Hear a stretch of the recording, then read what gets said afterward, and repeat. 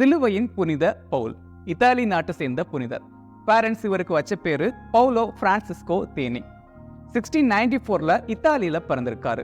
ஒரு பணக்கார வியாபாரியோட மகன்.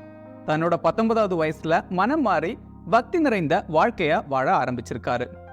பிரான்சிஸ் டி சேல்ஸோட புத்தகங்களும் கப்புச்சின் சபை குருக்களோட அன்பு நிறைந்த போதனைகளும் இவருக்குள்ள தாக்கத்தை ஏற்படுத்தியிருக்கு. இயேசுவின் பாடுகள் வழியாக கடவுளை காண முடியும் அப்படின்னு நம்பியிருக்காரு. தன்னோட 26வது வயசுல ஒரு துறவற சபையை ஆரம்பிக்கிறாரு. அந்த துறவற சபைக்கு ஆரம்பத்துல இயேசுவின் வரையவர்கள் அப்படின்னு பெயரிடுறாரு. ஆனா அந்த சபை இயேசுவின் பாடுகளுக்கு அதிக முக்கியத்துவம் கொடுத்தது. அதனால பாடுகளின் சபை அப்படின்னு அறியப்பட்டது. இவருக்கு பிறகு இவரோட சகோதரர் தான் அந்த சபையில சேர்ந்த முதல் உறுப்பினர். அதுக்கு பிறகு அந்த சபை மெல்ல மெல்ல வளர ஆரம்பிச்சது.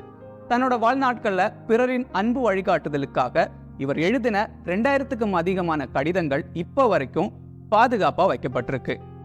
அக்டோபர் 1775ல இறந்து போறாரு. இவர் இறக்குறப்போ இவரோட சபையில 180 குருக்களும் அருட்சகோதரிகளும் இருந்திருக்காங்க. 1853ல திருத்தந்தை 9ஆம் பயஸ் அவர்கள் பவுல முத்திபேறு பெற்றவரா அறிவிக்கிறாரு. அதே 9ஆம் பயஸ் திருத்தந்தை அவர்கள் 1867ல பவுல புனிதரா அறிவிக்கிறாரு. சிலுவையின் புனித பவுல் அக்டோபர் 18 இறந்திருக்காரு.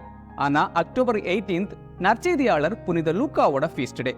அதனால சிலுவையின் புனித பவுலோட ஃபீஸ்ட் டேவை அக்டோபர் 19 செலிப்ரேட் பண்ணுவாங்க.